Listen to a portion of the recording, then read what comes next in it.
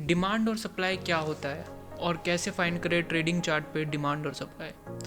Demand और supply का use कैसे कर सकते हैं हम, ये सब क्वेश्चन होंगे आपके माइंड में।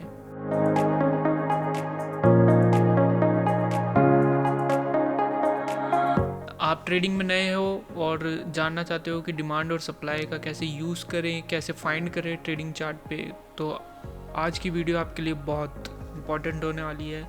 So please watch the video till the end, और वीडियो अगर अच्छी लगे तो प्लीज़ लाइक भी कर देना।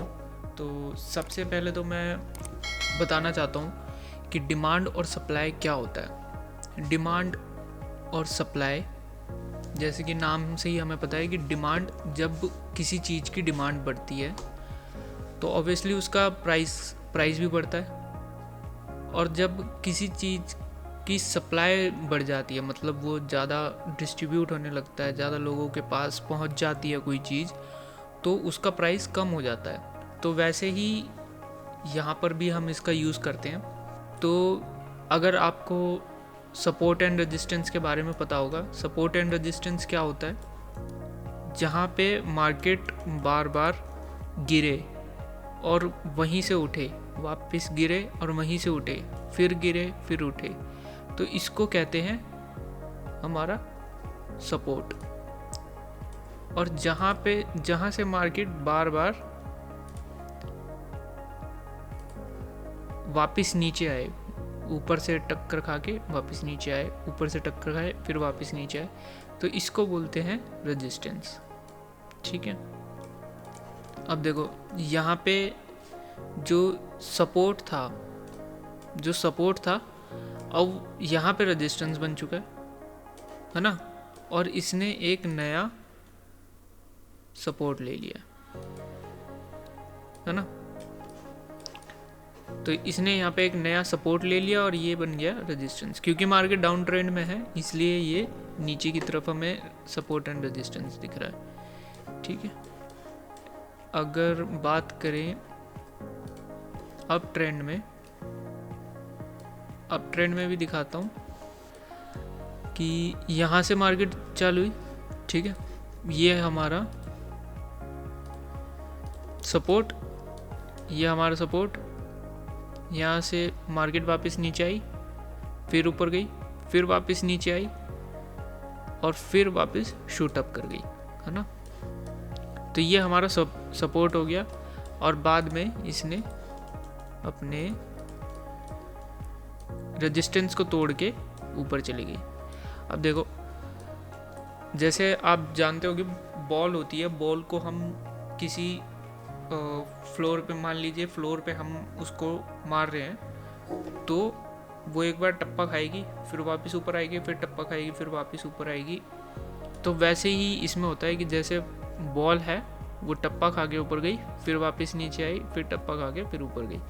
तो वैसे हम इसको बॉल से ऐसे कंसीडर करते हैं क्योंकि सपोर्ट एंड रेजिस्टेंस को समझने के लिए। लेकिन यहाँ पे क्या होता है कि एक प्राइस लेवल होता है, ठीक है, जहाँ पर बहुत सारे बायर्स बैठे होते हैं। अब जैसे मैं हो गया या फिर आप हो गए, हम जैसे लोगों में इतनी पावर नहीं होती कि भाई मार्केट को हिला सके, लेकिन यहाँ पे बहुत बड़े बड़े इंस्टीट्यूशंस और स्मार्ट मनीज बैठे होते हैं जिनके पास बहुत बहुत बड़ी क्वांटिटी में पैसा होता है, तो वो यहाँ पे पैसे लगाते हैं। ठीक है, तो यहाँ पे जैसे देख सकते हो, यहाँ पे हमारा सपोर्ट है, तो यहाँ से सपोर्ट से ये रेजिस्टेंस तक गया और रेजिस्टेंस को भी तोड़ के ऊपर चला गया। अब जैसे कोई, मान लीजिए कांच का फ्लोर है और हम उस पर टप्पा मारे जा रहे हैं, तो एक टाइम तो आएगा ना कि वो मतलब कांच को तोड़ के वापस नीचे चला जाएगा, या फिर ऊपर मार रहे हैं रेजिस्टेंस पे, मान लीजिए फ्लोर नहीं है, छत है, छत पे मार रहे हैं, और छत पे एक टाइम आएगा ना कि छत तोड़ के बॉल ऊपर चली जाएगी। तो ये वही होता है। ठीक है, अब इसको हम डिमांड और सप्लाई से कैसे कनेक्ट करते हैं वो भी मैं बताता हूँ।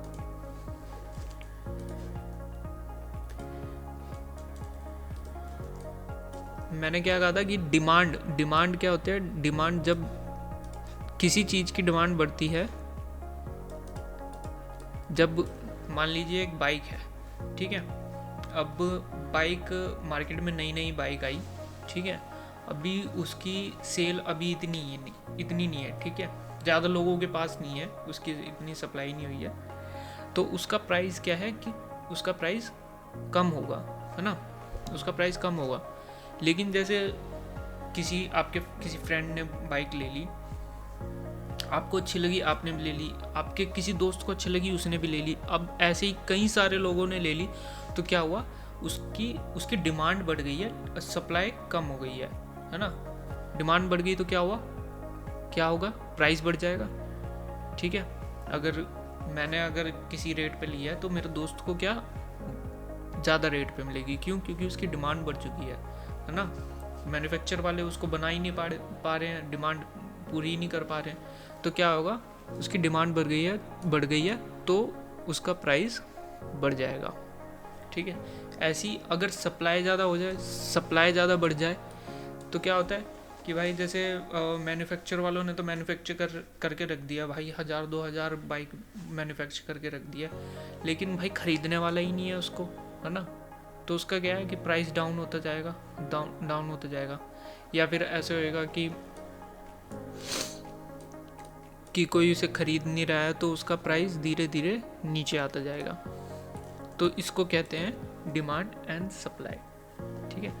अब हम इसको चार्ट में ढूंढेंगे कैसे, डिमांड और सप्लाई को, तो जैसे हमारा सपोर्ट एंड रेजिस्टेंस होता है वैसे ही वहीं पे होते हैं हमारे डिमांड और सप्लाई, ठीक है। अब ये क्या है, जैसे कि हम यहाँ पे देख रहे हैं कि भाई यहाँ पे मार्केट ने कंसोलिडेट करा, ठीक है, और फिर उसके बाद एकदम से स्पाइक अप करा, ठीक है। डिमांड क्या होता है, डिमांड मतलब कि एकदम से प्राइस बढ़ जाना, जैसे मैंने कहा ना कि भाई डिमांड बढ़ जाती है तो प्राइस बढ़ जाती है, वैसे ही एकदम से प्राइस का बढ़ जाना क्या होता है, डिमांड होता है, ठीक है। अब वैसे ही सप्लाई का एकदम से प्राइस का घट जाना, तो वो क्या हो गया, सप्लाई हो गया, ठीक है। तो अब हम इसको मार्केट में कैसे, मतलब ट्रेडिंग चार्ट पे हम कैसे ढूंढेंगे, तो यहाँ पे हमने देखा कि भाई मार्केट कंसोलिडेट कर रही है और एकदम से प्राइस बढ़ गया, तो ये क्या है, यह है हमारा डिमांड जोन, ठीक है। अब जहाँ पर मार्केट गई, ठीक है, मार्केट गई और बहुत ज़्यादा कंसोलिडेट करा, उसने बहुत ज़्यादा कंसोलिडेट करा, ठीक है, कंसोलिडेट करा और फिर वहाँ से धीरे धीरे नीचे आ रही है, तो वो क्या हो गया, हमारा सप्लाई जोन, ठीक है। यहाँ पे मैं लिख दूँ, यहाँ पे लिख देते हैं सप्लाई जोन, ठीक है। और ये हमारा हो गया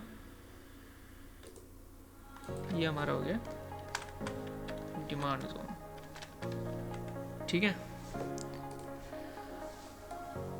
ऐसे ही ये यहाँ से मार्केट ऊपर गई, एकदम से स्पाइक लिया, ये हमारा हो गया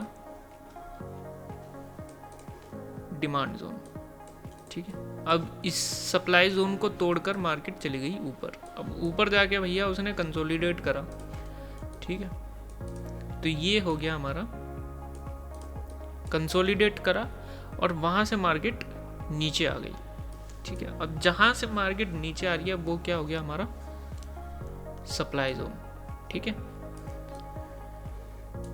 अब मार्केट वापस डिमांड जोन के पास आई है, ठीक है, डिमांड जोन के पास आई है। अब यहाँ से क्या होगा, यहाँ से वापस हो सकता है कि सप्लाई जोन के पास तक जाए, ठीक है। अब हम इसका यूज़ कैसे करेंगे, ठीक है, अब यूज़ भी बता देते हैं कि हम इसका यूज़ कैसे करेंगे। तो सबसे पहले तो हम आ जाएंगे टाइम फ्रेम 1 डे पे, ठीक है। 1 डे पे आएंगे, 1 डे पे क्या चेक करेंगे, भाई ट्रेंड क्या चल रहा है, ठीक है, ट्रेंड क्या चल रहा है, अभी तो डाउन ट्रेंड चल रहा है, ठीक है। यहाँ पे हमने देखा डाउन ट्रेंड चल रहा है, और फिर उसके बाद आ जाएंगे 1 आवर टाइम फ्रेम पे, ठीक अब यहाँ पे हम देखते हैं कि मार्केट नीचे आ रही है, ठीक है, क्योंकि डाउन ट्रेंड चल रहा है, हमने पहले ही देख लिया। नीचे आ रही है, नीचे आ रही है, नीचे आ रही है। अब यहाँ पर हम ढूंढते हैं डिमांड और सप्लाई जोन, ठीक है। यहाँ से स्पाइक अप करा है एकदम से, तो ये क्या है, ये हमारा डिमांड जोन हो गया, ठीक है। और ये हो गया हमारा सप्लाई जोन, है ना, क्योंकि यहाँ से मार्केट बार बार नीचे जा रही है ना, और इसी को हम वो भी कंसिडर कर सकते हैं सपोर्ट एंड रेजिस्टेंस, है ना। यहाँ से सपोर्ट से ये उठी और रेजिस्टेंस से वापस नीचे आ रही है, ठीक है। तो अब इसका यूज़ कैसे करेंगे? इसका यूज़ ऐसे करेंगे कि जब मार्केट नीचे आएगी हमारे डिमांड जोन पे, ठीक है, डिमांड जोन पे आएगी तो हम एक लॉन्ग ट्रेड लेंगे सप्लाई जोन तक का, ठीक है, सप्लाई जोन तक का लेंगे। तो तब हम वेट करेंगे जब तक मार्केट नीचे आएगी, और अब जब मार्केट यहाँ पर टच करेगी, ठीक है, कहाँ पे, हमारे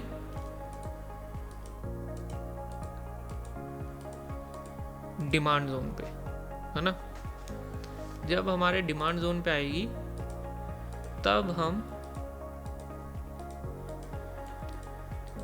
इसको बाय करेंगे, ठीक है, तब हम इसको बाय करेंगे अपने सप्लाई जोन तक के लिए। और स्टॉप लॉस वैसे तो लास्ट स्विंग रखना चाहिए, पर हम अपने एपेटाइट के हिसाब से ले सकते हैं, ठीक है। तो ये है भाई डिमांड और सप्लाई, कि डिमांड और सप्लाई क्या होता है, कैसे हम चार्ट पे देख सकते हैं और कैसे हम इसका यूज़ कर सकते हैं। तो आई होप आपको वीडियो अच्छी लगी होगी और वीडियो समझ में आई होगी। मैंने बहुत ट्राई करा कि बहुत ही सिंपल वे में आपको समझाऊं। अगर आपको वीडियो अच्छी लगी तो प्लीज़ लाइक करना और चैनल को प्लीज़ सब्सक्राइब कर लेना। जल्दी मिलते हैं नेक्स्ट वीडियो में।